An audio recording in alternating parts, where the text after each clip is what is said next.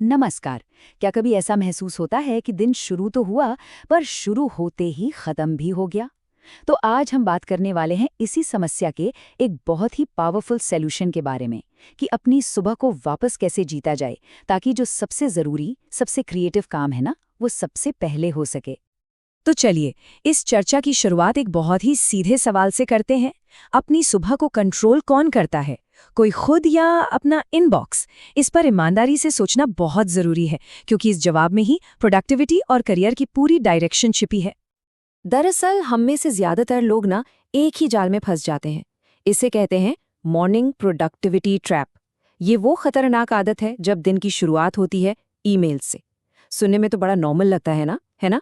पर सच कहूं तो ये एक बहुत बड़ी गलती है। चलिए समझते हैं कि ऐसा क्यों है।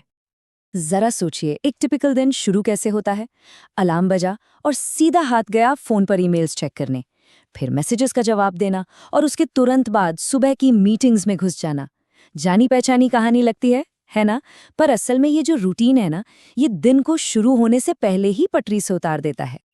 और इस तरह दिन शुरू करने का जो असर है ना, वो तुरंत दिखने लगता है। मतलब असली काम शुरू भी नहीं हुआ और दिमागी थकान हावी हो गई। जो सबसे फ्रेश, सबसे पीक मेंटल एनर्जी होती है, वो दूसरों के सवालों का जवाब देने में ही खर्च हो जाती है। और सबसे बुरा पता है क्या होता है? दिन खुद के हिसाब से नहीं, बल्कि दूसरों की प्रायोरिटीज के हिसाब से चलने लगता है। और देखिए, इसके पीछे एक साइंटिफिक रीजन भी है। रिसर्च बताती है कि हमारी विल पावर यानी इच्छा शक्ति और हमारा फोकस सुबह के वक्त अपने पीक पर होते हैं। ये एक लिमिटेड रिसोर्स की तरह है, जैसे फोन की बैटरी। हर छोटे मोटे फैसले के साथ ये कम होता जाता है। और अगर सुबह सुबह इसे सबसे ज़रूरी काम पर नहीं लगाया, तो यकीन मानिए वो काम फिर अक्सर होता ही नहीं है। तो फिर सल्यूशन क्या है? सल्यूशन इस बात को समझने में छिपा है कि काम असल में दो तरह का होता है। एक है क्रिएटिव वर्क और दूसरा है रिएक्टिव वर्क। चलिए इन दोनों के बीच का फर्क समझते हैं। तो काम को ना दो हिस्सों में बांट कर देखते हैं। एक तरफ है क्रिएटिव वर्क। इसमें क्या आता है? गहरी सोच, प्लानिंग, कुछ नया बनाना। वो काम जिससे लॉन्ग टर्म वैल्यू बनती है, जो असल में करियर को आगे बढ़ाता है। और दूसरी तरफ है रिएक्टिव वर्क। मतलब ईमेल्स का जवाब देना, मीटिंग्स में बैठना। ये काम जरूरी लगता है, प्रोडक्टिव फील कराता है, पर सच तो ये है कि सिर्फ ऑपरेशंस को चलाए रखता है, करियर को आगे नहीं बढ़ाता। तो इस रिएक्टिव काम के जाल से निकलने का एक बहुत ही सिंपल पर जबरदस्त तरीका है, और वो है 90 मिनट का सॉल्यूशन, जिसे हम कहते हैं मॉर्निंग प्रायोरिटी ब्लॉक। तो सवाल ये है कि ये मॉर्निंग प्रायोरिटी ब्लॉक आखिर है क्या? ये दिन का एक प्रोटेक्टेड 90 मिनट का टाइम विंडो है, जो डेडिकेट किया गया है सिर्फ एक सबसे हाई इम्पैक्ट काम के लिए। इस दौरान कोई ईमेल नहीं, कोई कॉल नहीं, कोई मीटिंग नहीं, सिर्फ और सिर्फ अटूट फोकस। और इसे लागू करना बहुत आसान है। सिर्फ ये 4 स्टेप्स हैं। स्टेप 1, अपना सबसे ज़रूरी काम यानी MIT, मोस्ट इम्पॉर्टेंट टास्क पहचानें। वो एक काम जो सबसे ज़्यादा इम्पैक्ट डालेगा। स्टेप 2, अपने कैलेंडर में 90 मिनट का एक ब्लॉक शेड्यूल करें, बिल्कुल वैसे ही जैसे कोई बहुत ज़रूरी मीटिंग शेड्यूल करते हैं। स्टेप 3, सारे डिस्ट्रैक्शंस खत्म करें, फ़ोन साइलेंट, नोटिफिकेशंस ऑफ। और स्टेप 4, पूरे फोकस के साथ उस एक काम को करने में लग जाएं।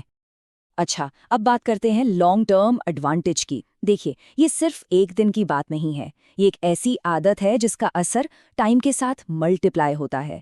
इसे ही तो कंपाउंडिंग इफेक्ट कहते हैं। इसे समझने के लिए ना दो प्रोफेशनल्स की कहानी देखते हैं। मान लीजिए एक है पर्सन ए, जो अपना दिन ईमेल्स और मीटिंग्स से शुरू करता है, और दूसरा है पर्सन बी, जो अपने दिन की शुरुआत करता है एक 90 मिनट के फोकस ब्लॉक से। आप मान लेते हैं कि दोनों की स्किल्स, एक्सपीरियंस सब एक जैसा है, बस उनकी आदतें अलग हैं। तो क्या लगता है, इस छोटी सी आदत का असर दिखने में कितना टाइम लगेगा? कई साल नहीं, सिर्फ 6 महीने। जी हाँ, सिर्फ 6 महीनों के अंदर ही उनके रिजल्ट्स में जमीन आसमान का फर्क दिखने लगता है।